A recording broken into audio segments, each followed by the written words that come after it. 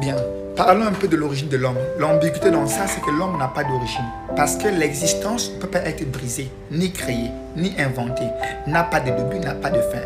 Exister, c'est être une identité, d'accord, éternelle, dans le tout éternel. La tradition bantou dit ceci: tous sont sortis du tout.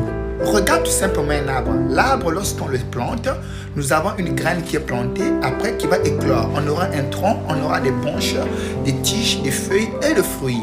L'insensé est celui qui vient chercher le fruit d'origine en disant que moi j'adore que l'arbre originel. Donc il cherche la plante d'origine.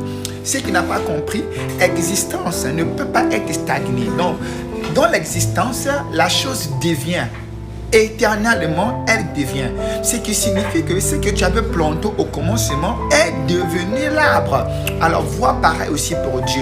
Dieu est tout simplement une dimension d'origine, le commencement de l'homme. Lorsque le Créateur s'est sémé, le Créateur est devenu la créature, autrement la récolte.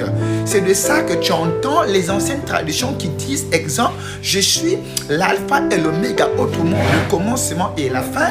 C'est tout simplement, il faut poser la question, le commencement de quoi et la fin de quoi? Le commencement de la création était donc Dieu, mais à la fin de la création était l'homme.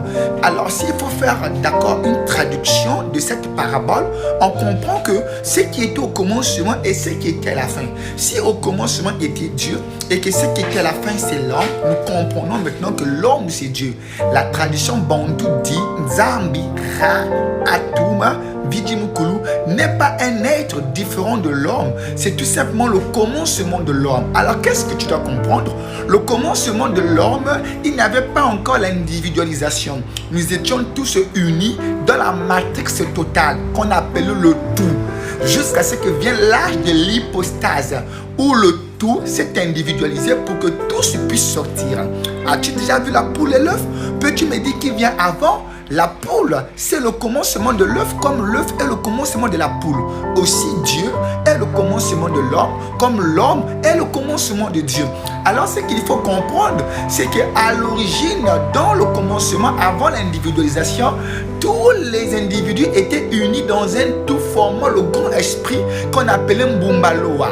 C'est un peu comme dans la grossesse, une femme, la cellule œuf, entre dans ce qu'on appelle par l'hypostase, que eux, ils ont appelé la duplication ou bien la photosynthèse. C'est aussi pareil. De 1 est sorti 9 et de 9, 1 va sortir. T'as